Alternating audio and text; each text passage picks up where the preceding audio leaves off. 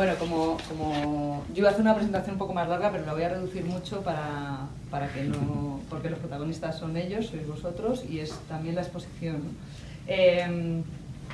A ver, cuando yo le propuse a Jorge esta exposición, él se le saltaban las lágrimas, más o menos, y entonces queríamos también además acompañarla de la esencia un poco de esto, ¿no? Consideramos que hay una represión que está llegando a muchos ámbitos, cada vez mayores, y entonces queríamos que se explicara aquí por protagonistas y gente que día a día está luchando contra esa represión. Lo que vamos a hacer es que van a hablar nuestros invitados, después, posteriormente, va a haber un turno de palabras si así lo deseáis. Estamos grabando, al final no estamos emitiendo en directo, por cierto, estamos grabando porque no hemos podido emitir en directo. Y bueno, nuestros invitados, el primero que va a hablar va a ser Pablo Mayoral. Pablo Mayoral estuvo condenado a muerte en 1975. En este documento, es un documental, ¿verdad, Pablo? En este documental se explica lo que pasó el 27 de septiembre de 1975 y que fueron los últimos condenados a muerte. Pablo, afortunadamente para mí, porque ya le tengo su cariño y eso, le cambiaron la pena, evidentemente le cambiaron la pena y no le condenaron a muerte definitivamente. Y además ha estado con Santiago Sierra preparando toda la exposición en Arco, así que nos puede dar muchas más nociones de lo que ha pasado y bueno, nos cuente el motivo y la proyección que tiene esta exposición. Luego hablará Elena. Elena es la madre de Alfon. No me sé tu apellido. Elena Ortega. Ortega, ¿verdad? Es la madre de Alfon. A Alfon no le afectó la ley Mordaza, nos ha afectado posteriormente, pero fue casi el inicio de la ley Mordaza, ¿verdad? Justo antes de la ley Mordaza se empezó a sufrir desde Madres contra la Represión, que tiene una lucha bestial, yo creo de las más duras, y por desgracia se están sumando cada vez más madres, porque a esto se suman, porque evidentemente hay más represaliados, y por supuesto queremos darle todo el apoyo que podamos desde aquí, desde todos los espacios. Y Ernesto es de Caminando Fronteras. Últimamente en Frontera Sur, en el Mediterráneo, se está criminalizando la acción de las organizaciones que están defendiendo no solo los derechos humanos, sino las vidas de las personas. Esto no sé si lo debería decir. Es el hijo de Elena Maleno, que está acusada por el gobierno marroquí y por el gobierno español, bueno, que lo explique él luego, porque tiene sus dos lados de frontera de acoso a los defensores de derechos humanos, y además él también hace a veces las funciones de su madre, como me estaba contando ahora, con los 8 teléfonos ahí contestando, llamando a emergencias, salvando vidas. Vaya. Y además, si no recuerdo mal, también has producido una película, un documental también sobre Tarajal, y que también me gustaría que contaras. Y nada, cuando quieras, Pablo. Muy bien.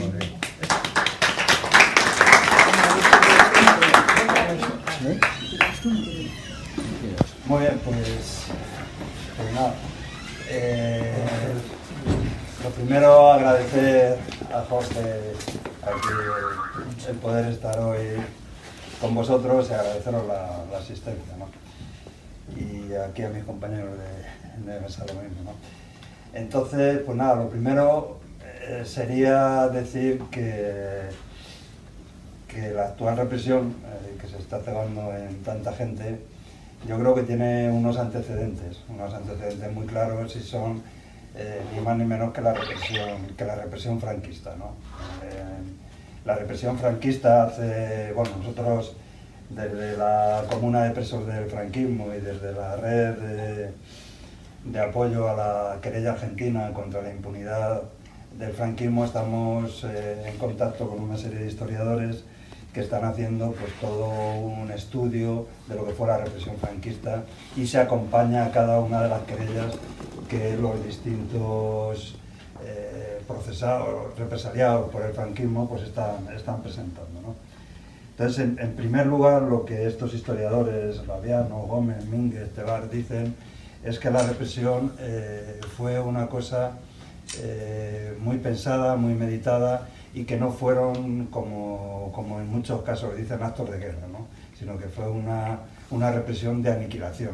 Entonces hablan de una serie de datos y hablan, por ejemplo, de 150.000 muertos, y que en Andalucía y Extremadura, que fueron dos regiones de las primeras que cayeron por el efecto de la sublevación fascista de los militares, que estaba el 50% de los muertos.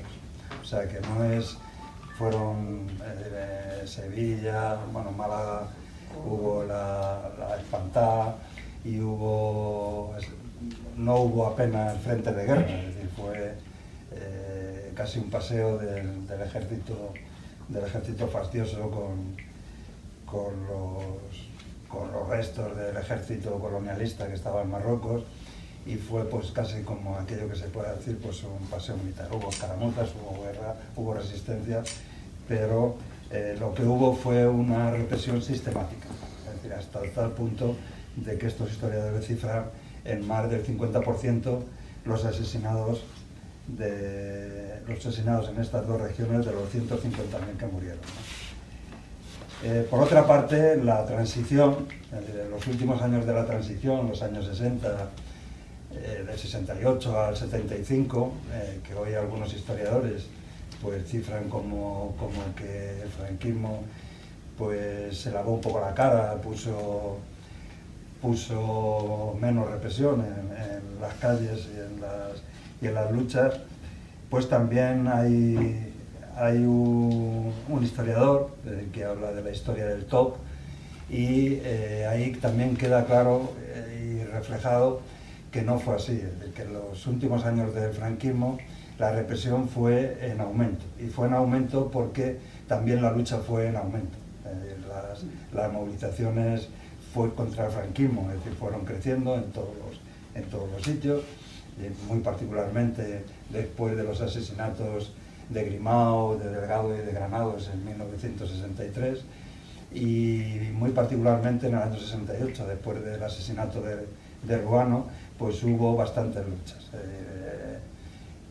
Fue particularmente creciente la lucha contra la represión en las movilizaciones que hubo contra el Consejo de Guerra de Burgos. Ahí también se pedían pues 10 penas de muerte, y la movilización fue enorme en todos los sitios, particularmente en Euskadi, pero en todos los sitios del Estado español, y las condenas hubo condenas de muerte, pero no fueron ejecutadas, fueron conmutadas por 30 años.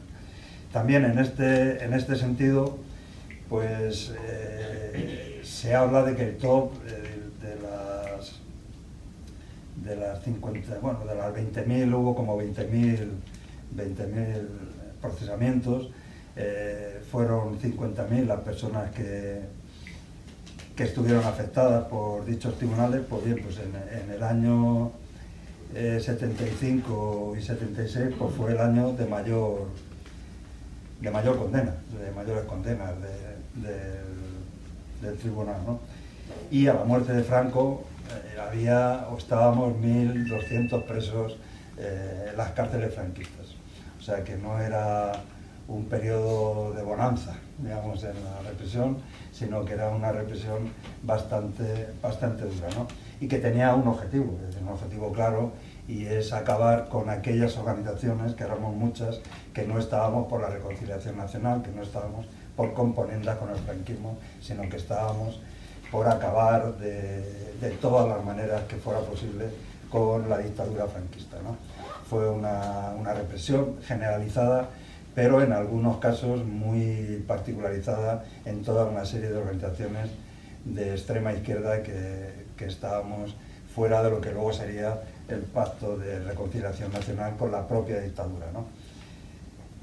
Bueno, y muy particularmente, como ha dicho Ana, pues a mí me tocó vivir en agosto-septiembre de 1975, una página siniestra de la dictadura, ¿no? Que fue cuando hicieron 4 consejos de guerra a toda prisa, a toda velocidad. Aute, la canción de Alalba, habla de que venían con hambre atrasada, ¿no? Y así fue. Hicieron 4 consejos de guerra, uno en Burgos, 2 aquí en Madrid, en el Goloso, y 1 en Barcelona. De estos consejos de guerra, que en algunos casos pues, duraron 2 o 3 horas, no duraron más, salieron 13 condenas de muerte, una de ellas la mía. Hubo peticiones de penas de muerte, eran 13, salieron 11 condenas de muerte, a mí me condenaron a 30 años. De estas 11 se ejecutaron el 27 de septiembre de 1975, 5 de ellas y 6 fueron conmutadas, ¿no? Ese día, el 27 de septiembre de 1975, fueron asesinados pues 5 antifascistas, de ellos pues 3 de mis compañeros, José Humberto Baena Alonso, Ramón García Sanz, José Luis Sánchez Bravo, y 2 militantes de ETA, uno en Burgos y otro en Barcelona, Otaegui y Chiqui, ¿no? Entonces esto, de alguna manera, es decir, que querían que fuera un escarmiento contra los que estábamos luchando contra la dictadura, pues se convirtió en lo contrario, ¿no? Tanto los días anteriores como los días posteriores y el mismo día hubo las mayores movilizaciones en toda Europa, muy fundamentalmente en Europa. En España pues había una dictadura brutal, hubo manifestaciones, hubo alguna huelga incluso, pero lo que hubo es una respuesta internacional que nadie de la dictadura pues se la esperaba, ¿no? 20 embajadores fueron llamados a consultas por sus respectivos gobiernos, entre ellos los más importantes de Europa. Hubo manifestaciones en París, en Roma, en Bruselas, en Estocolmo, en Londres, y algunas de ellas fueron las mayores movilizaciones antifascistas que hubo después de la Segunda Guerra Mundial, ¿no? Incluso México, el gobierno de México pidió la expulsión de la dictadura franquista de la ONU, y la verdad es que se creó pues una presión generalizada contra la dictadura franquista tanto en el interior del país como en el exterior. Yo pienso que ahí empezaron ya a desentubar al criminal, ¿no? Es decir, había habido un proceso de enfermedad, y ese proceso pues se agravó inmediatamente, unos días después de estas ejecuciones, ¿no? Y de hecho pues moriría 2 meses después, apenas menos de 2 meses, porque fue el 20 de noviembre. Efectivamente, pues aquellos actos, aquellas manifestaciones supusieron de alguna manera pues el final de la dictadura franquista como tal dictadura franquista, ¿no? A partir de ahí las movilizaciones crecieron, después de la desaparición del dictador, crecieron enormemente. Es decir, muchos de los que estáis aquí lo recordaréis, sobre todo manifestaciones de todo tipo, reclamando todo, huelgas y de todo, pero sobre todo había una reivindicación muy generalizada, o sea, que era común en todos los sitios, y era la lucha por la libertad de los presos políticos, la lucha por la amnistía, ¿no? Entonces el año 75, el año 76, el año 76 fue un rosario de manifestaciones, y desgraciadamente también fue un rosario de asesinatos, de muertes que hubo para arrancar cada una de las parcelas de libertad que en aquellos momentos, es decir, se podían disfrutar, y que ahora pues de alguna manera pues nos están robando, ¿no? Esto es, digamos, los antecedentes y el porqué de ahora. Es decir, ahora pues sigue siendo lo mismo, es decir, hay un aumento de la movilización, hubo el 15M, y ha habido las grandes manifestaciones de las mujeres, muy particularmente la del año pasado y la de este año, porque, por decirlo de alguna manera, pues han sido grandiosas en todos los aspectos. Y eso, y luego, bueno, luchas por la libertad, la huelga que hubo, la huelga general, la última huelga general, de la que vienen muchos o algunos de los que están aquí procesados. En esa manifestación, en esa huelga, pues está procesado Gódalo, está procesado Alfonso, están procesados pues bastantes de los que están encarcelados ahora, los que están en busca y captura, y los que están pues con condenas pendientes de resolverse, que hay bastantes, incluso hasta de los sindicatos mayoritarios, que tampoco están haciendo por la lucha y por la libertad de todos los presos políticos, ¿no? Esa es la razón y no es otra. Es decir, y ¿cómo lo están haciendo? Pues lo están haciendo con las mismas estructuras judiciales y policiales que arrancan de allí. O sea, que incluso hay jueces que han condenado a algunos compañeros como a los titiriteros que provienen de la brigada político-social, que era la brigada político-social del franquismo. Es decir, y son ellos los que, siendo jueces, están condenando hoy a algunas de las personas. Es decir, esas son las dos pautas, es decir, por un lado, un aumento de la movilización que les lleva pues a un aumento de la represión, y muy particularmente pues también toda la lucha del pueblo catalán por su autodeterminación, pues ha sido eso, y del pueblo, como dice Elena, del pueblo vasco. Digamos, ese aumento de las movilizaciones pues ha llevado a un incremento de la represión, a unos límites, digamos, ya un poco inconcebibles, sonrojantes para algunos países europeos, es decir, como Alemania, pues, que ha negado por ahora la extradición de Puigdemont y demás, ¿no? Entonces, estas son las cuestiones, estas son, digamos, un poco mi propuesta o mi exigencia de que la libertad de los presos políticos sea un elemento, es decir, que aúne movilizaciones, es decir, porque primero por ellos, que lo están pasando mal en las cárceles, que lo están pasando muy mal, y segundo por todos, porque ese es el camino que vamos a seguir todos, como no lo paremos, como no pongamos un freno. Estos no van a pararse, van a seguir y van a continuar y van a ampliar la represión, ¿no? Y de hecho, las movilizaciones por la libertad de los presos políticos han estado, pues de alguna manera, silenciadas y han estado calladas. Los que nos movíamos por todo ello y demás, pues éramos una cosa asequible para el régimen, ¿no? Es decir, ¿qué es lo que ha pasado con la exposición de Santiago Sierra? Pues que ha sobrepasado, digamos, la movilización que ellos podían silenciar. Es decir, la exposición de Santiago Sierra, hablando de 74 presos políticos, llevando la imagen de 24 de ellos como representativos de todos los que están allí, fue llevada a la Feria Internacional de Arte Arco, es decir, fue llevada en el IFEMA y fue puesta en un sitio donde tenía que pasar el Principito. Entonces, eso es lo que no podían permitir. Entonces, eso fue lo que trataron de evitar. Entonces, el director del IFEMA, porque el IFEMA está pues comandado pues, por el ayuntamiento, por la comunidad y por algún otro organismo, pues no se lo podían permitir y trataron de impedirlo.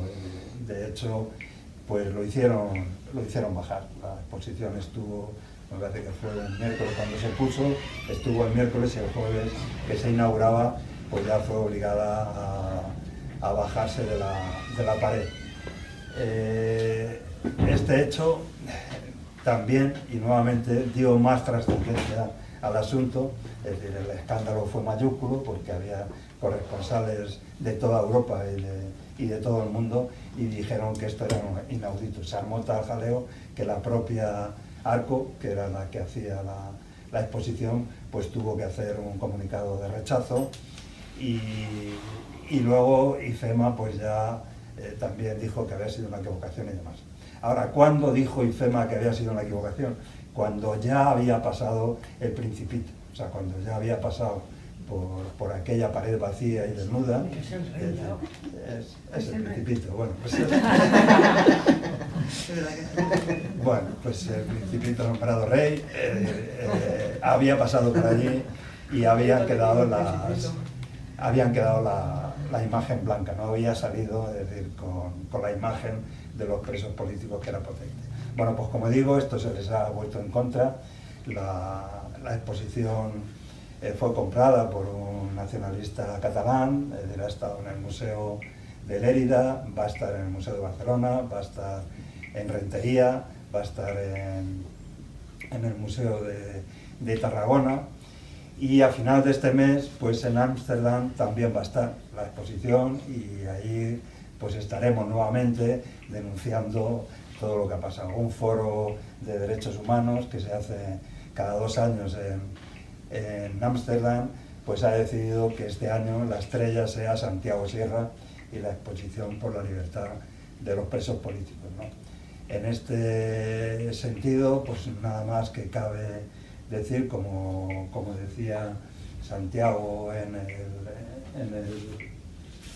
el papel que acompaña la exposición, que han hecho pues unas cuantas fotocopias, por aquí todos os lleváis, pues la represión se ha cebado en todos, se ha cebado en sindicalistas, se ha cebado en tuiteros, se ha cebado en raperos, en artistas, en luchadores por la libertad de los presos políticos, en Euskadi, en Cataluña, en fin, se ha cebado contra todos y se ha cebado, como ellos dicen también muy bien, todos por una ideología de izquierdas, es decir, no hay ningún fascista, no hay ninguno de extrema derecha, no hay ningún franquista de los muchos que están saliendo ahora de las cloacas, es decir, que haya sido procesado con tanta agresividad como lo han sido pues, nuestros compañeros que están ahora presos. En fin, estos son los hechos, es decir, de dónde viene la represión, qué objetivos quiere cumplir y hacia quiénes van destinados, ¿no? Y la propuesta pues sería, por un lado, digamos, los que trabajamos en la memoria histórica, lo que estamos haciendo es poniendo querellas y apoyando la querella argentina para a ver si de una vez por todas podemos procesar a los criminales franquistas, es decir, que se abra un proceso judicial contra todos y cada uno de ellos y podamos sentar al franquismo en el juzgado.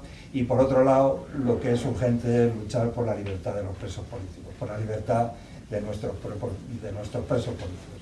Esa sería un poco la propuesta y el reto que nos cabe llevar para adelante. Así que nada más, muchas gracias a todos.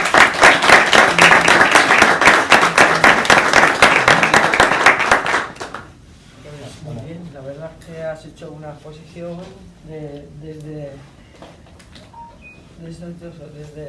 Puerto de Estado hasta la actualidad, ¿no? Y bueno, yo me presento, soy Elena Ortega, soy una mujer trabajadora del barrio de Vallecas y madre de un preso político de Alfon, Alfonso Fernández Ortega. Ah, pues suelo tener voz, no sé qué me pasa, pero aquí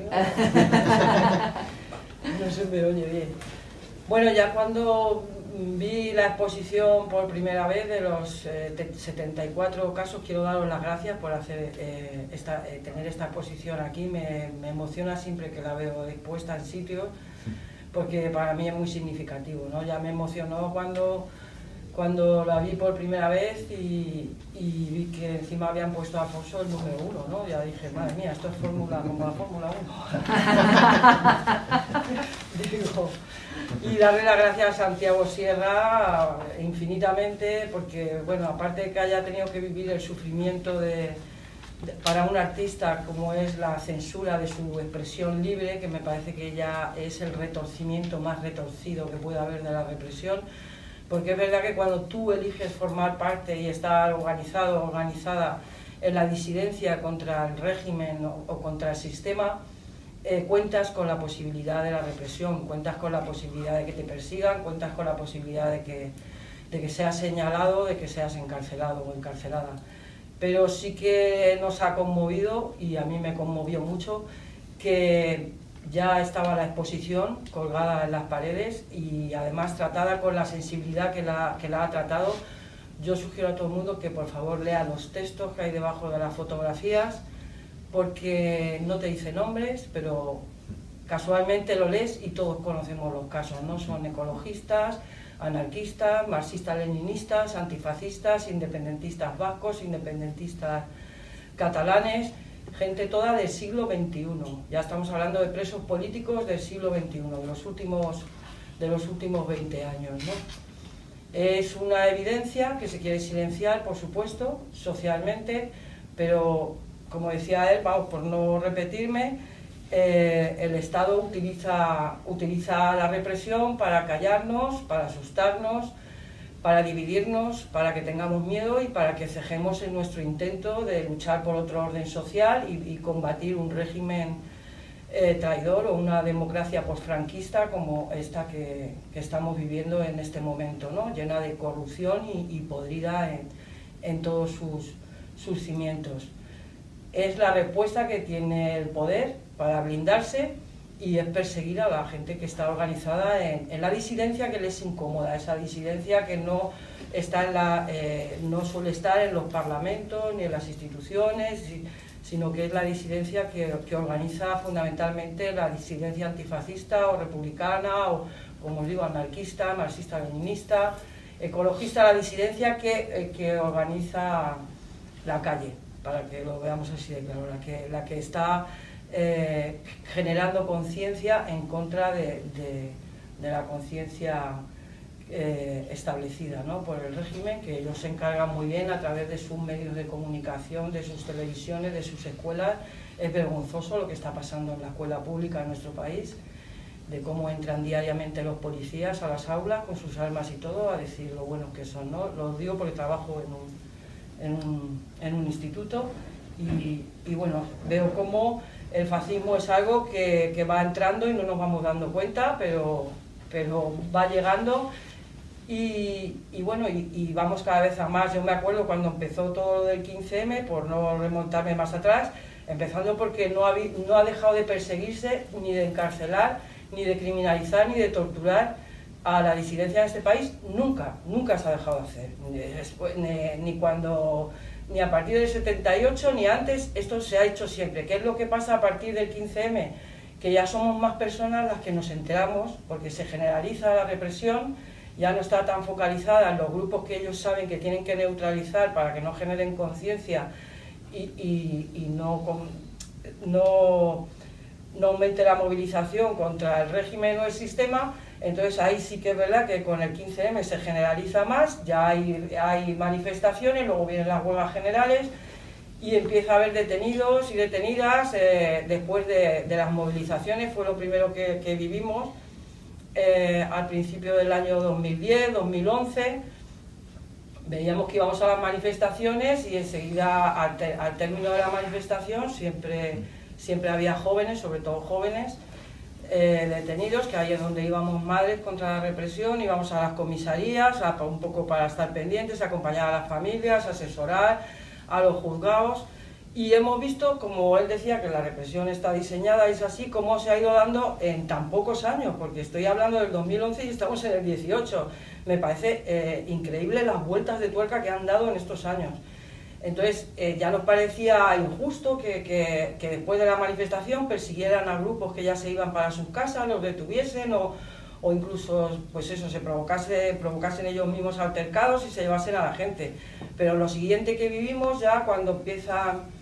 me estoy acordando, pues bueno, del Distrito 14, bueno, por todo el Estado ha pasado, incluso en las huelgas generales del 29M y del 14N, cuando ya vemos que no hace falta que tú estés en una movilización ni en una manifestación, no es esa la posibilidad de que te detengan.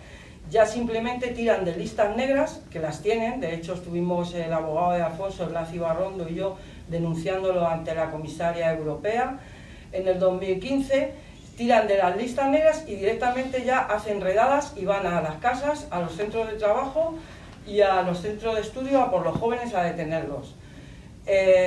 Por supuesto todo con acusaciones desproporcionadas, con atestados falsos, sin pruebas, pero ya lo que van haciendo es tener cada vez más gente, sobre todo gente joven, pendiente de procesos judiciales, que tiene que estar, en el momento que sufres una detención, toda esta gente tiene que estar cada semana o cada 15 días yendo a comisaría, si va a salir del país tiene que dar explicaciones, ya estás ahí en el punto de mira. Os digo que en estos 8 años todo ese trabajo que han hecho, ¿no? Vale, pues ya nos impresiona eso, que directamente van y ya nosotras como madres ya no vamos ni a comisarías ni a... Yo me veo en una de esas redadas que lo que voy es a la casa de los padres del chaval ya directamente, pues han llevado al hijo de su casa, ya tiene que ir a la casa de... Pues ya la siguiente que nos vemos y ahí ya enganchan con toda la época de Juez Garzón y de que todo es terrorismo.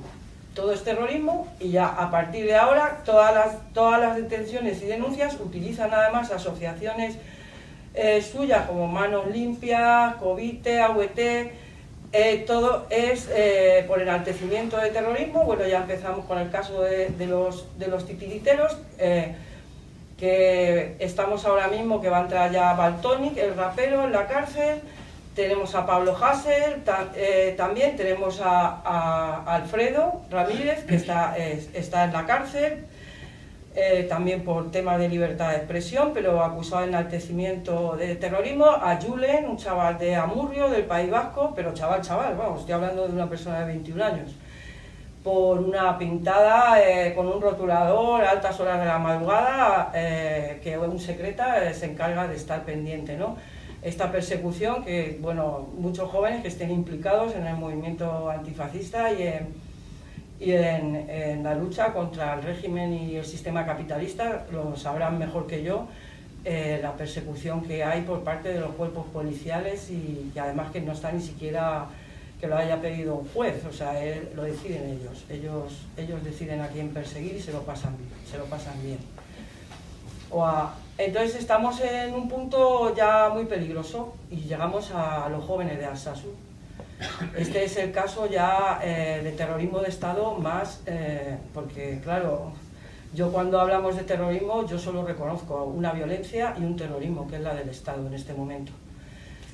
Y entonces nos encontramos con unos chavales que, como sabéis todos, supongo que afortunadamente han hecho muy buena campaña, los familiares y la gente que nos hemos solidarizado alrededor, hemos hecho también todo lo que hemos podido porque se difunda.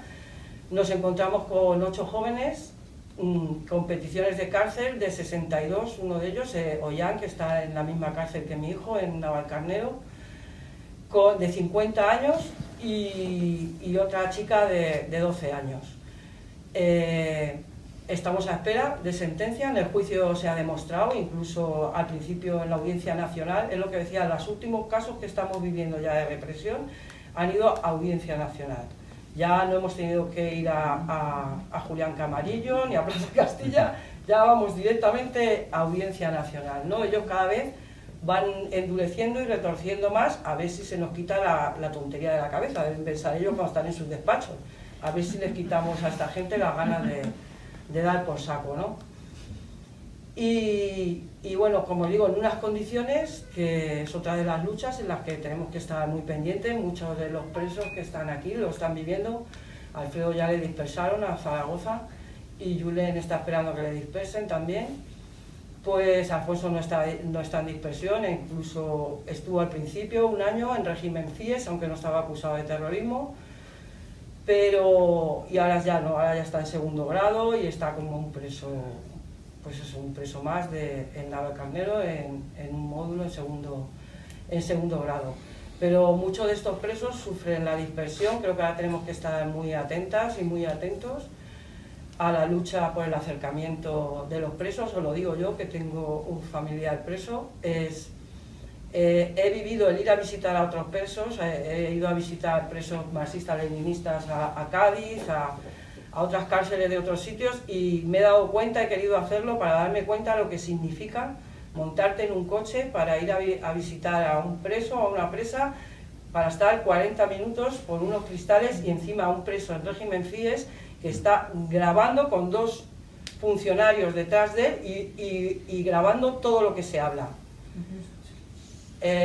Entonces, creo que esta es una de las luchas que tenemos que ganar. Otra muy importante que también tenemos que, por supuesto, la libertad de los presos políticos, pero como el Código Penal, a la vez que estoy hablando del endurecimiento que está habiendo en la represión y la generalización, el Código Penal ha hecho lo mismo, endurecerse hasta la última reforma del 2015, que es por lo que le han metido a estos chavales de Alsasu, les ha sido más fácil meterle lo de terrorismo, porque ya apareció. Alfonso tuvo suerte, porque una tenencia de explosivos, que fue la acusación de Alfonso, con la ley de ahora, cuando se hizo la reforma del Código Penal, hubiera sido mucho más jodido de lo que ha sido, porque ahí ya hubieran metido lo de lobo solitario. O sea, antes, para acusarte de terrorismo tenía que haber banda. Por eso lucharon tanto con Alfonso de en febrero, o sea, a él le tienen en la huelga general, en la puerta de casa, se lo llevan los secretas y en febrero hacen una redada a bucaneros, a sus casas, sus trabajos, sus centros de estudio y les acusan de banda criminal. Y al abogado, que es el abogado de Alfonso, es Blas Ibarrondo, el ideólogo. Y dijeron, ya tenemos el montaje, ya tenemos banda criminal, ya tenemos terrorista en preventiva, o sea, ya tenemos el montaje, ya podemos aplicar la ley que queremos, ¿no? Porque ellos retuercen los atestados, las pruebas, todo, para conseguir su objetivo, que es destruirnos, aniquilarnos. O sea, esa es la mentalidad fascista, es esa, es la de la aniquilación y la destrucción, y es la mentalidad de las... sigue siendo la mentalidad de las cárceles. No existe la reinserción en las... no es verdad lo de la reinserción. Y bueno, ya veis que ahora quieren poner lo de la prisión perpetua revisable, bueno, que ellos siguen ahí. Y el otro tema importante a luchar por él, en la lucha por los presos, aparte de estar pendientes de donde en los pueblos donde haya cárceles cerca, pues estar pendientes para asistir a los familiares, para acompañarles. Ya cada vez más gente está más sensibilizada con este tema. Es el tema de los presos y las presas enfermas. O sea, no hay nada peor que te pueda pasar que caer enfermo en la cárcel, porque no están asistidas, o sea, los presos no están asistidos sanitariamente. Entonces, para un simple catarro, una faringitis, una gripe, una angina, nada, no están asistidos.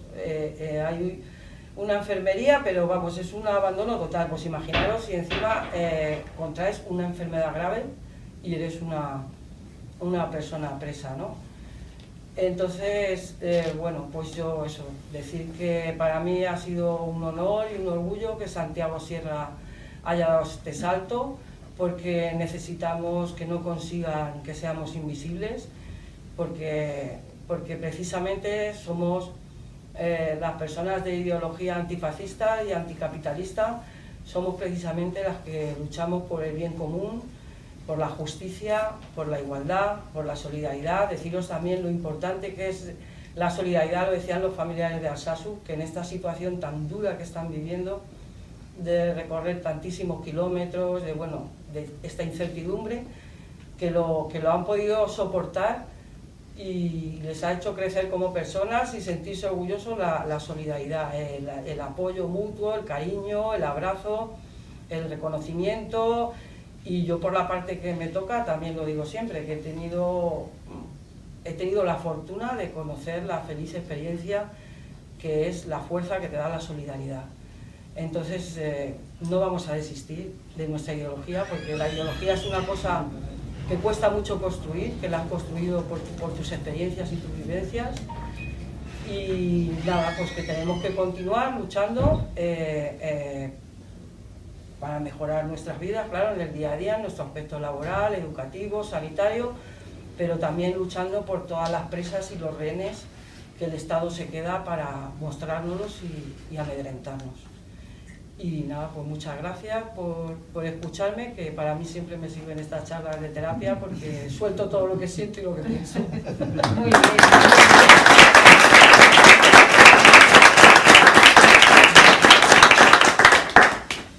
Bueno, me pongo cronómetro porque si no me acabo pasando siempre.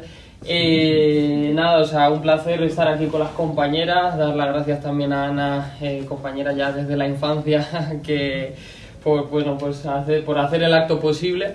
Escuchando el gran ejemplo de las madres contra la represión y recordando también a las madres contra la droga, ¿no? A la que supongo que conoceréis y demás, y madres súper valientes. Yo desde mi posición me estaba planteando la posibilidad de a lo mejor montar un hijos contra la represión, ¿no? Porque parece que...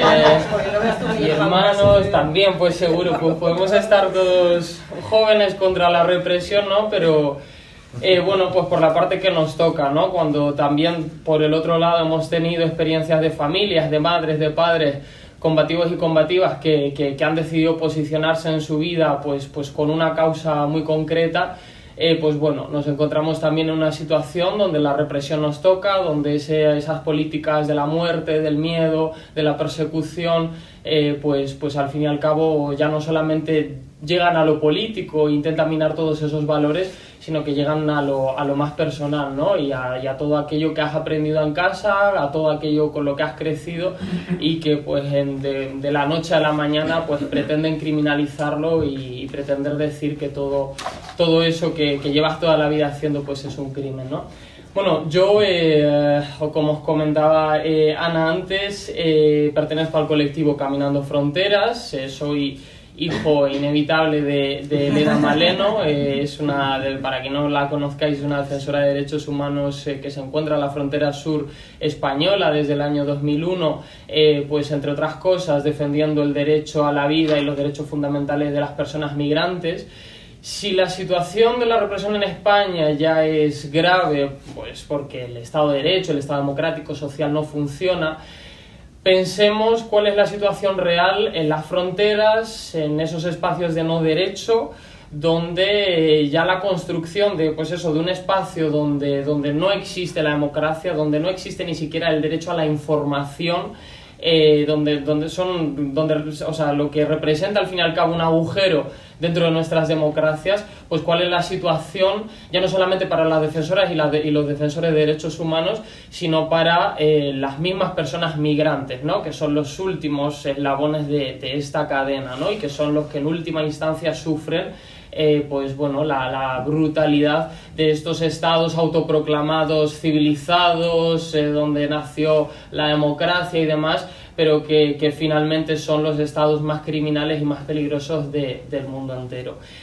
Nosotras, nos desplazamos, venimos del Ejido, ese mar de plástico conocido a principios de siglo, ¿no? Por todas esas redadas infames donde, murió gente y un pueblo racista entero se lanzó a las calles a perseguir a los migrantes. Ya sufrimos una estigmatización allí muy concreta, donde los discursos estatales ya calan en la misma sociedad y es el mismo pueblo, en una ola racista, la que se dispone a perseguirte, ¿no? Es la persecución pues de tus mismos vecinos, ya no hace falta ni mover a todos esos dispositivos policiales. De ahí nos desplazamos a la frontera sur también porque entendemos que la problemática de las vulneraciones de derechos humanos, de la situación de las personas migrantes, hay que entenderla desde su origen, ¿no? Y desde esos espacios de tránsito y de no derecho como son las fronteras. Desde entonces desarrollamos un trabajo, nosotras somos un colectivo muy pequeño, desarrollamos un trabajo de apoyo a las comunidades migrantes, entendiendo que las comunidades migrantes y las personas migrantes son el centro, al fin y al cabo son las protagonistas de su lucha y de su proceso migratorio, ¿no? Y que el cambio social al fin y al cabo tiene que venir a través de ellas en este aspecto.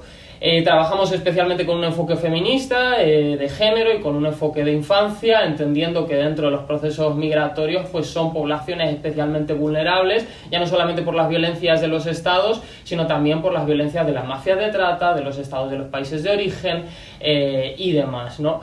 Entonces, hacemos ya no solamente asistencia sanitaria, reproductivo-sexual, asistimos a mafias de trata, no, a personas víctimas de mafias de trata, en general a las comunidades migrantes, entendiendo que están constituidas, están organizadas. Muchas veces los discursos racistas lo que han permitido es que las comunidades migrantes, y de ahí también lo subversivo de nuestro mensaje y lo peligroso por lo tanto de este, es entender a las personas migrantes como víctimas que han tenido que huir de la barbarie y que por lo tanto pues necesitan unos brazos europeos que los abracen, los rescaten y los traigan a nuestras costas, muchas veces mejor si esos brazos son privados y no dependen de un servicio público.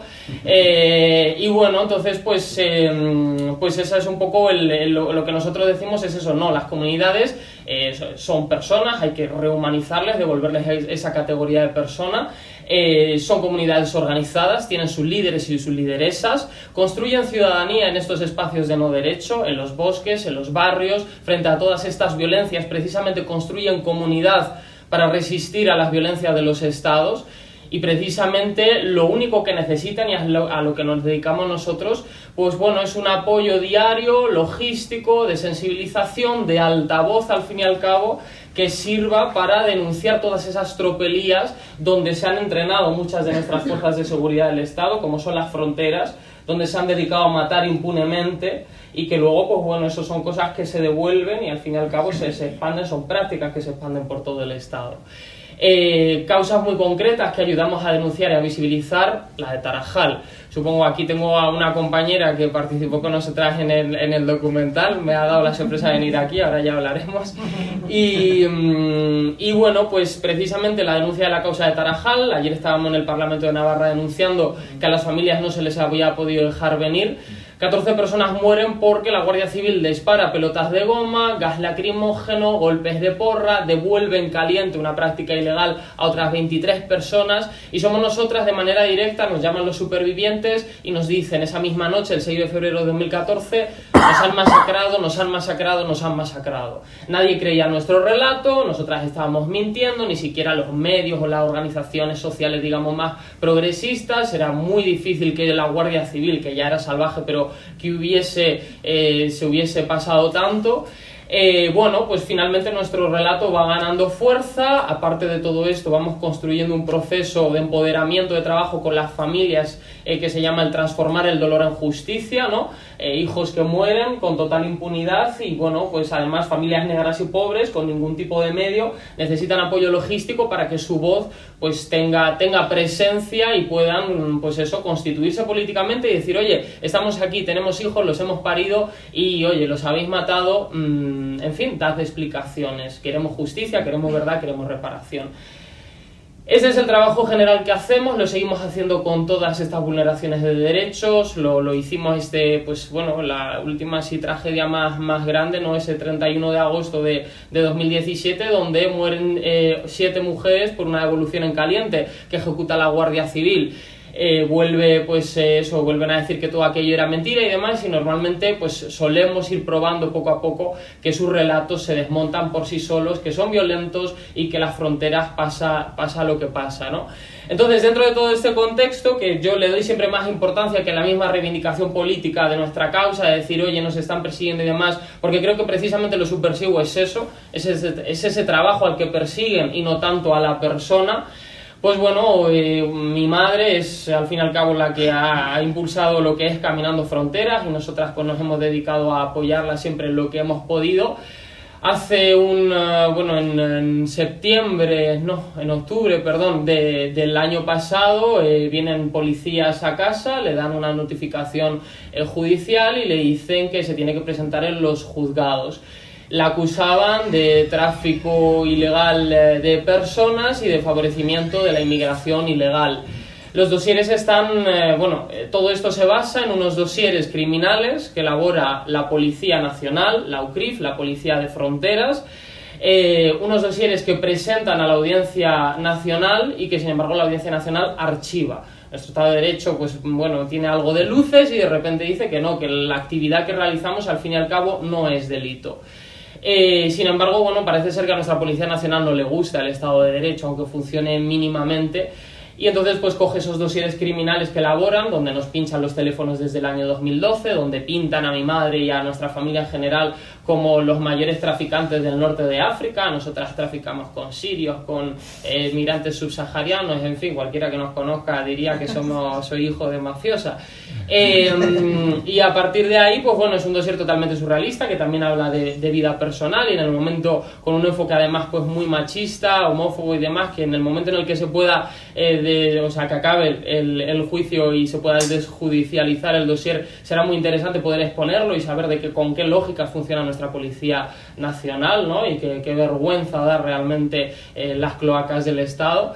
Y bueno, pues a partir de ahí iniciamos un proceso de empezar a denunciarlo, ¿no? A ella le dicen que ella llama a los servicios de rescate cuando hay gente que se está ahogando y que por lo tanto que eso es tráfico de personas, que ella lidera a todas esas mafias y que esa es su actividad.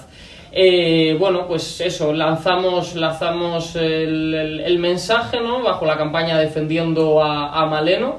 Y la verdad que a nivel social siempre la gente luego suele preguntar qué es lo que más podemos hacer, y yo sinceramente más no puedo pedir ni aquí, ni a los pueblos de la diáspora, a los pueblos migrantes, ni al pueblo marroquí, porque creo que todo ha sido movilizado. Lo único que sería interesante es seguir atentas a todo, ¿no? Pero más de 1000 organizaciones internacionales se suman al manifiesto, más de 200 personalidades españolas, entre ellas Almudena Grandes, Javier Bardem, Joaquín Sabina. En menos de 24 horas más de 60.000 personas firman cartas para el Ministerio de Exteriores y para el Ministerio de Interior exigiéndole al Estado una cosa que no hizo, porque algo muy interesante de este proceso es que no lo han hecho legalmente. La policía pasó suciamente esos dosieres, nada ha pasado por el juez de enlace, nada se ha hecho como se debería haber hecho. Y entonces pues lo que le estamos exigiendo al Estado español, que ahora nos está diciendo que esos dosieres no existen, que los tacos así que tenemos nosotras en casa los hemos pintado y coloreado nosotras, que todo eso al fin y al cabo el Estado español tenía al fin y al cabo que notificar a Marruecos de que la causa en España estaba archivada por un alto tribunal como es la Audiencia Nacional. Hasta el día de hoy el Estado español no lo ha hecho. Entonces, pues bueno, ahí se encuentra la movilización, ahí sigue el trabajo, no sé, nosotras en ese sentido seguimos, el trabajo, a Elena se le dijo muchas veces desde aquí, desde Europa, oye, escapa, vete, al fin y al cabo en España no te pueden hacer nada, haz uso de ese privilegio europeo blanco de ser ciudadana europea, y ella dijo siempre que no.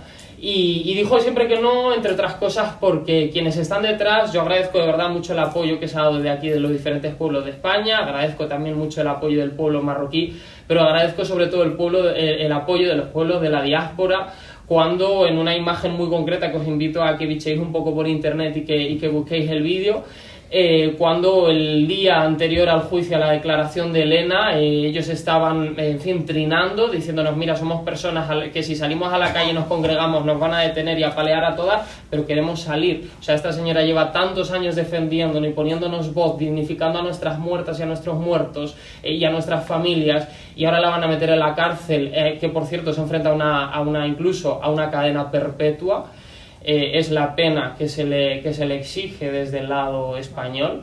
Entonces, pues bueno, los migrantes gestionamos con ellos un homenaje y al fin y al cabo pues lo que hicieron fue desbordar la catedral de Tánger, personas que vinieron desde otras ciudades incluso, que bajaron desde los montes, además era un día horroroso, de mucha lluvia, mujeres, niños y hombres que pese a la situación en la que están, pese a todo lo sufrido en el proceso migratorio, pues son la evidencia de lo que hemos llegado a construir, de lo que es realmente peligroso para esos estados criminales, que son las comunidades, que es la solidaridad, que es el amor y que es al fin y al cabo pues esa premisa tan grande que es el seguir transformando en estas fronteras sangrantes el dolor en justicia y seguir gritando a los cuatro vientos que salvar vidas y defender el derecho más básico, que es el derecho a la vida, pues que no es un delito. Gracias.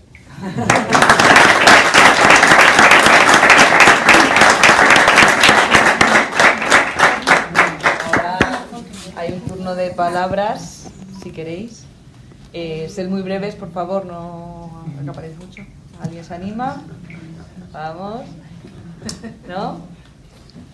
Tenemos hasta una periodista. Sí, yo. Me voy a animar yo. Qué raro, ¿verdad? Me animo porque además por algo que ha dicho tanto Ernesto como Pablo. Bueno, Pablo no lo ha dicho, pero como sé que es el... Quiero decir, la comuna, su lema, el lema de la comuna es verdad, justicia y reparación. Y está hablando de verdad, justicia y reparación de los crímenes del franquismo. Y ahora nos encontramos con que Ernesto habla exactamente de lo mismo, de verdad, justicia y reparación de los crímenes de la sociedad moderna. Es decir, ¿qué es lo que se ha avanzado desde el año 75 de la muerte del dictador fascista al año 2018, que se sigue persiguiendo a la gente por el color de su piel y que se sigue persiguiendo a la gente por sus ideas políticas? ¿Qué se ha cambiado desde el famoso TOP a la Audiencia Nacional? No hay diferencia. ¿Qué se ha cambiado de la ley de orden público a la ley Mordaza? No se ha cambiado, quiero decir, hemos variado simplemente la metodología. Es decir, algo que yo he mantenido siempre. No hubo un cambio, no hubo una reforma constitucional, hubo un maquillaje del fascismo que es el que nos sigue gobernando. Y quisiera que realmente os dierais cuenta de esa situación y de por qué el fascismo necesita presos. El fascismo necesita presos porque necesita, no le preocupa, no es el tema de la gente que está dentro, y lo siento por todos aquellos que están dentro. Lo que hace el fascismo es, a través de ellos, meter miedo al resto de la sociedad. O sea, realmente los que estamos presos somos los que estamos fuera. Por lo menos nuestra conciencia, nuestra mente, nuestro miedo a salir es el que nos hace estar, en cierta manera, presos de ese fascismo, del que los que no están presos en libertad son aquellos que están dentro de las cárceles. Muchas gracias y a todos.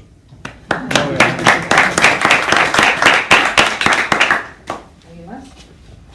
Sí, yo quería decir una cosa de que según en base a lo que ha dicho, no me acuerdo cómo te llamas, Juan Carlos, pues que nos han demostrado los tres que han hablado realmente de lo mismo, los tres han significado que seguimos igual. El problema cuál es, que aquí no ha habido una transición jamás en la vida. Aquí hubo una transacción para asegurar que el sistema franquista perdurara por los siglos. Vamos, por los siglos, esperemos que no, pero por el momento y todos los años estos que nos han transcurrido desde la muerte del dictador. Entonces, yo sí me he quedado, que es que cómo han coincidido los tres, Pablo contando lo del franquismo, lo que hemos pasado reciente del franquismo, Elena contando la situación que estamos viviendo ahora los jóvenes, que es horrorosa más de lo que pensamos. El día 22 de junio en Barcelona, en la audiencia de Barcelona, van a juicio nueve jóvenes de Vilanova y la Geltrú, por lo mismo, del tema de Barcelona. O sea, que es una continuidad que es que no ha parado. No ha parado y lo hemos visto en los tres, en lo que han contado los tres. Ha sido la continuidad, que es que yo cuando lo pienso y veo, digo, bueno, si es que a mí a veces me entra tristeza, de verdad te lo digo. Digo, que nos hayamos jugado quizá mucha gente, muchas cosas, por quitarnos, pero la dictadura y enfrentarnos a ella, que era enfrentarte realmente a la muerte, y que estemos igual que en aquellos momentos, a mí a veces me entristece muchísimo, de verdad. Y digo, esto tendrá, no vemos, porque entonces en aquellos momentos teníamos más o menos la gente que vivía en este país una ilusión de algo, de que hubiera aquí un cambio y que cambiaría la situación, pero nos hemos visto lo que hemos vivido entonces y lo que estamos viviendo la transición y vivimos ahora el momento que no ha cambiado absolutamente nada. Y a mí lo que me deja perpleja, y lo que sí tenemos que lanzar es el mensaje que por muchas situaciones que nos están creando, mucho miedo que nos metan, hay que seguir luchando, seguir saliendo a la calle, hacerles frente y decirles una vez más que no tenemos miedo. Nada más.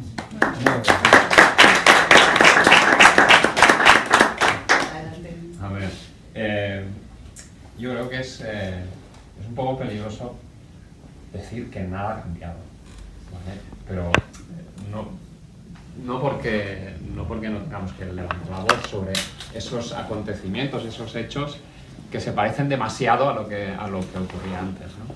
Pero yo creo que ha cambiado cosas porque la gente ha luchado y porque había un 15M y porque había toda una serie de cosas que antes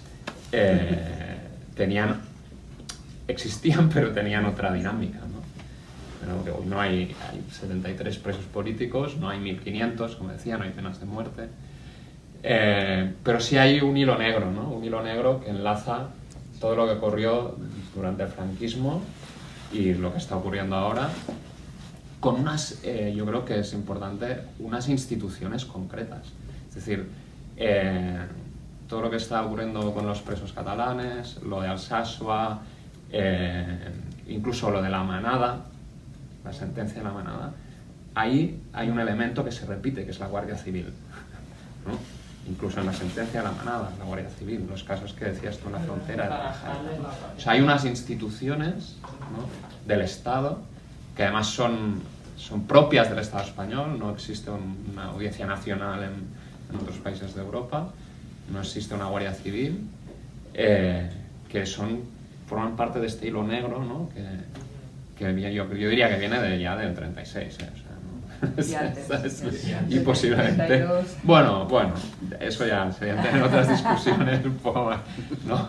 Pero sí que hay cambios, y sí que ha habido cambios. Pero yo digo esto que sí que ha habido cambios no para defender el Estado de Derecho que tenemos ahora, sino para que nos demos cuenta de que si ahora se está intensificando, también es porque están ocurriendo cosas, porque las cosas están cambiando, porque ha habido cosas que han ocurrido en Cataluña, porque hay una crisis que no se supera, ¿no? La superan ellos se enriquecen, pero seguimos sufriendo los de abajo, seguimos sufriendo, ¿no? Y seguimos encallados en esa pobreza que se perpetúa, ¿no? Entonces les interesa.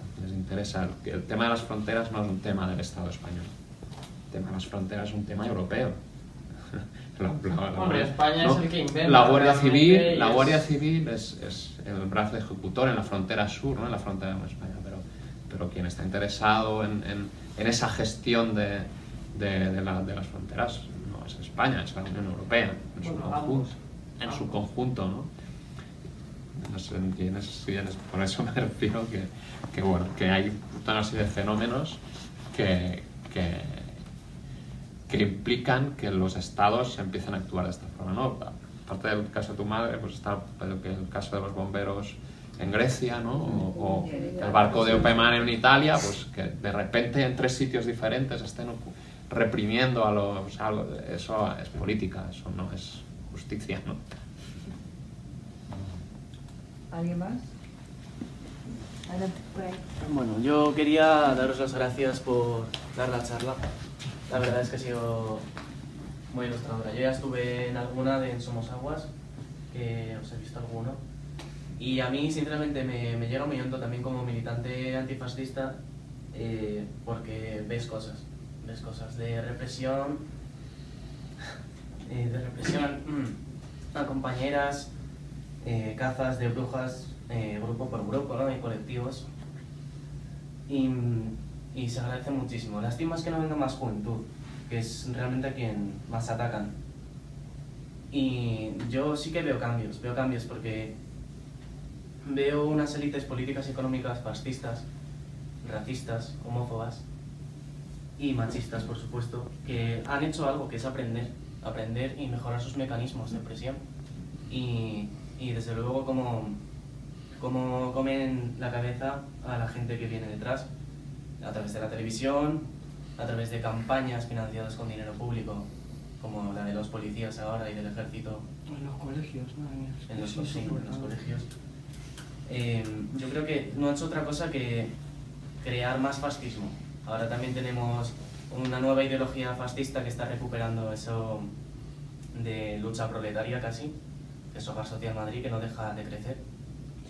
Tenemos además un fascismo que ya no está solo aquí en España o en Italia o en Portugal, en Francia, Grecia, sino que además está apoyado internacionalmente, entre ellos se conocen, tienen contactos, hacen campamentos de verano. O sea, estamos yo creo que en el peor tipo de fascismo que podíamos estar es este, que es un fascismo que encima está encubierto. O sea, no va de frente y la gente lo puede combatir. Como le dicen que esto es democracia, esto es libertad, la gente se queda en su casa contenta con eso. Y mientras hay cada vez menos, porque una vez un movimiento social va cayendo, cada vez hay menos gente luchando hasta que llegue el siguiente movimiento social. Menos gente jugándosela más. Y cada vez es peor. Y no se puede hacer otra cosa que seguir luchando. Pero claro, yo tengo compañeras que ya no se atreven.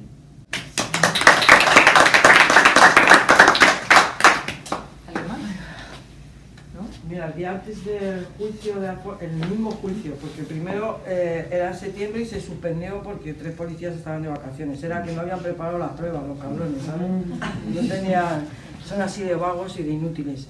Pues cuando fue en noviembre, el mismo día le presenta a la jueza un informe, la policía, la Brigada 21, es que me he acordado porque lo tengo en casa, que a veces lo miro y lo leo y digo, es que esto es increíble. O sea, el libro ese de 37 hojas de la vida de Alfonso y todo su movimiento desde que tiene 17 años.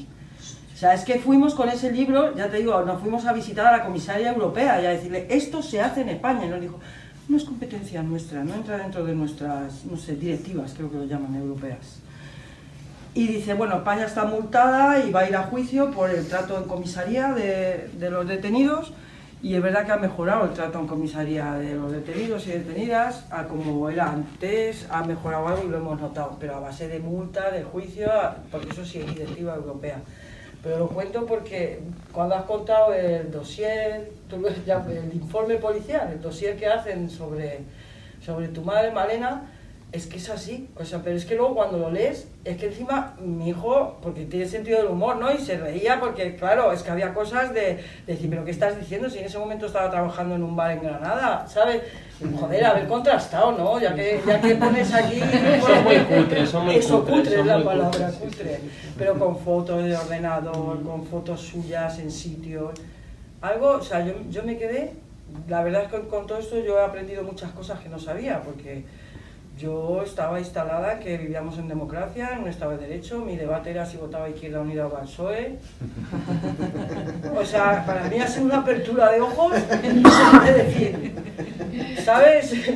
Que muchas compañeras mías que están en Madrid son mujeres luchadoras de toda la vida, en el franquismo, que han sido antifascistas, pero no es mi caso. O sea, yo he aprendido a través del caso de mi hijo, ¿no? Porque yo cuando mi hijo venía magullado de comisarías o por nazis y tal, pues yo le decía que los nazis no existían. Figúrate, digo, pero si los nazis ya no existen, le decía yo. O sea, por eso me pongo en el lugar de cuando vamos en Madrid contra la represión a las puertas de las comisarías o a los juzgados, es muy necesario porque, claro, esos padres tienen una estupefacción entre lo que les ha dicho la policía, de lo terrible que es su hijo y el desconocimiento que tienen de la realidad. Necesitan como alguien intermedio ahí que le diga realmente lo que ocurre, aunque luego ya entre risas le diga, sí, un poco cabroncete es tu hijo, pero vamos, por lo demás. pero sí, es que es así, hay una ruptura generacional.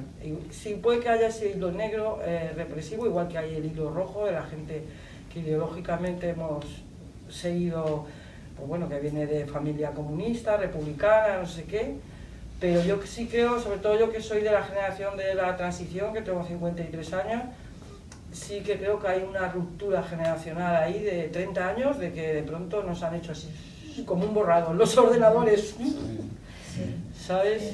Nos han hecho creer que había democracia y yo el único cambio que he visto ha sido que nos han legalizado a unos partidos que hicieron unos pactos con ellos, nos han de tener unas elecciones a cada 4 años y salir a la calle a dar 4 gritos cuando no lo han permitido. Para mí es el cambio más fuerte que he visto, de verdad. Luego me está demostrando la historia y cada vez que va pasando el tiempo y la situación que tienen ahora mismo los jóvenes, es que me está demostrando cada vez más que estamos, incluso los presos hoy en día en la cárcel, te decir una cosa, están peor que estaban entonces, con la dispersión. Y la dispersión la ha creado la democracia. Se creó en el año 83, me parece, 84. O sea, la dispersión, que antes más o menos los presos estaban más en una cárcel unidos los presos políticos. Hoy en día, desde los 80, están dispersos. Bueno, creo que Pablo no está muy de acuerdo con eso, ¿eh?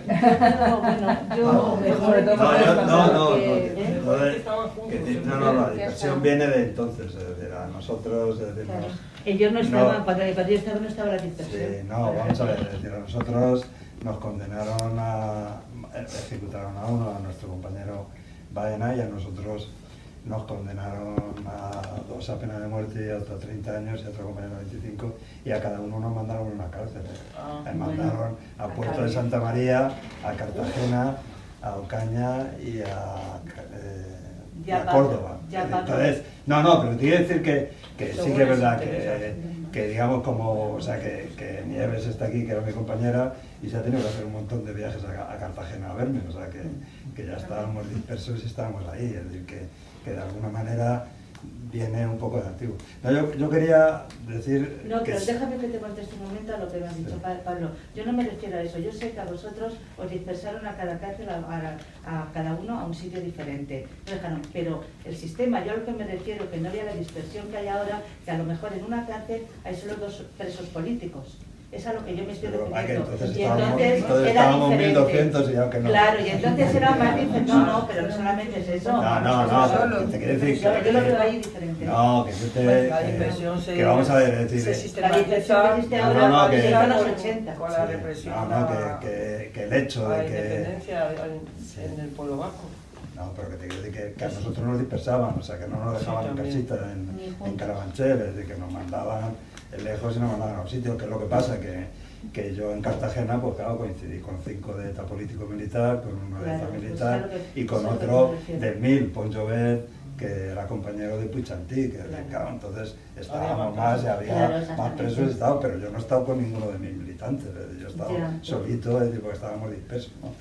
Quiero decir que es una política aprendida, sabida y más desarrollada y con una gravedad ahora mucho mayor, es decir, mucho mayor, es decir, bueno, mucho mayor lo mismo, es decir, que entonces, es decir, eso por un lado, ¿no? No, yo luego quería decir la cuestión de, que ha dicho un poco el compañero, de decir, oye, es que esto estamos en un estado fascista, es decir, bueno, es decir, estamos en un estado que hace actitudes fascistas y que cada vez son más generalizadas. Es decir, lo que realmente me asusta es lo que ha dicho Ernesto. Es decir, oye, es un pueblo como el Ejido, es decir, que son los propios vecinos, es decir, los que van a por ti.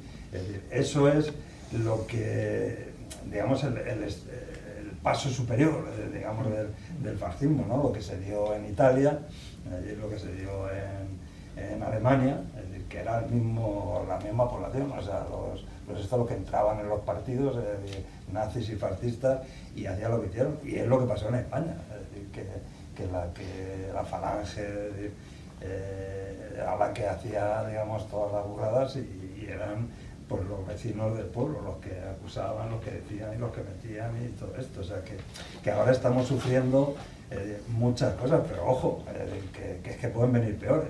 Sí. Que estamos conociendo lo malo, pero todavía puede venir lo peor, que eso hay que tener cuidado, ¿no? Por eso, por no irme más allá, ¿no? de lo que estamos hablando, de esta exposición, es decir, por eso es tan importante, es decir, que esa exposición haya habido allí y que haya habido la respuesta que ha habido, es decir, o como decía Ernesto, la respuesta que hubo allí en Tánger por su madre, es decir, eso es lo que de verdad frena, es decir, lo que hace, lo que impide, o sea que ahora es decir, hay que aprovechar, es decir, hay que aprovechar las condiciones que tenemos de hacer este acto aquí, de que Jorge haya brindado su pequeño negocio para hacer esto y que le puede traer consecuencias, que duda cabe, ¿no? Pero que eso es lo que hay que aprovechar y lo que hay que decir, ¿no? Que decía el compañero, pues que efectivamente la represión busca eso, ¿no? Busca machacar a esos jóvenes, a esas jóvenes, ¿no? Y no dejarlas hacer, pero eso es lo que nosotros tenemos que romper, es decir, lo que tenemos que hacer, porque si no, lo que viene puede ser todavía mucho peor, es decir, que como nosotros ahora nos callemos con los presos políticos, como digamos que los catalanes se la han merecido, es decir, que no es nuestro problema, pues ahí es donde ellos quieren llegar, que en algún momento se quiebre, es decir, y afortunadamente la condena, o sea, la sentencia de esta chica, de la manada, es decir, ha movido a la gente y está moviendo a la gente, está moviendo a las mujeres. Eso es lo que va a cambiar, eso es lo que puede cambiar. O sea, que efectivamente la respuesta tiene que ser grande. Y tenemos todavía pues unos métodos y unas formas, es decir, arrancadas, es decir, ya lo decía yo en mi intervención, arrancadas, es decir, muerto a muerto. Es decir, muerto a muerto se han arrancado cada una de las libertades.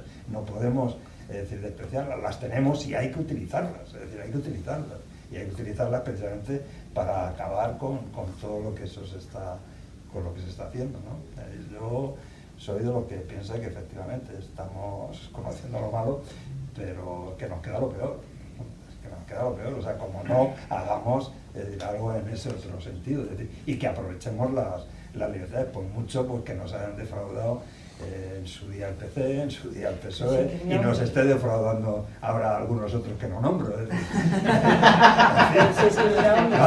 Estamos en el eslogan del derecho a decidir, democracia y justicia, que hace unos años estábamos derecho a la sanidad, derecho a la educación, la marea tal, no, ya hemos dado unos pasos cualitativos en pocos años. No hemos acabado con ellos. No, pero es que me parece que ahí tenemos que estar instalados, o sea, los pueblos tienen que decidir cómo quieren vivir su vida. Y no tenemos por qué soportar a unos mangantes corruptos que nos están jodiendo la vida. O sea, es que es así. Bueno, que ya empezamos aquí a debatir, nos metemos ya aquí en la universidad. La lucha anticapitalista, porque sí que ocurre que en la época franquista estaba creo que la asignatura era formación del espíritu nacional o algo así puede ser. Sí. Y ahora tenemos formación del espíritu empresarial. Y que ahora la nación es el mercado y en las escuelas, pero desde primaria, se está formando a los consumidores, ya no se está formando ciudadanos y ciudadanas con espíritu crítico, sino que se forman consumidores y se les da desde primero de primaria cómo hacen como mercaditos, se hacen como eso, jugar a comprar y vender, y cuando están en los últimos cursos de primaria hacen pues eso, pues ya más en plan empresarial, y cuando van al instituto tienen una clase de iniciativa empresarial, y que lo que están formando es eso, están formando defensores del mercado, y que esta represión es el mercado defendiéndose, esta represión es el sistema capitalista defendiéndose, nada más que eso, y entonces hay que tirar también por ahí. Bueno, yo me quiero quedar con una cosa, que es ante todas estas represiones en todos los aspectos, lo único que nos queda es luchar y perder el miedo.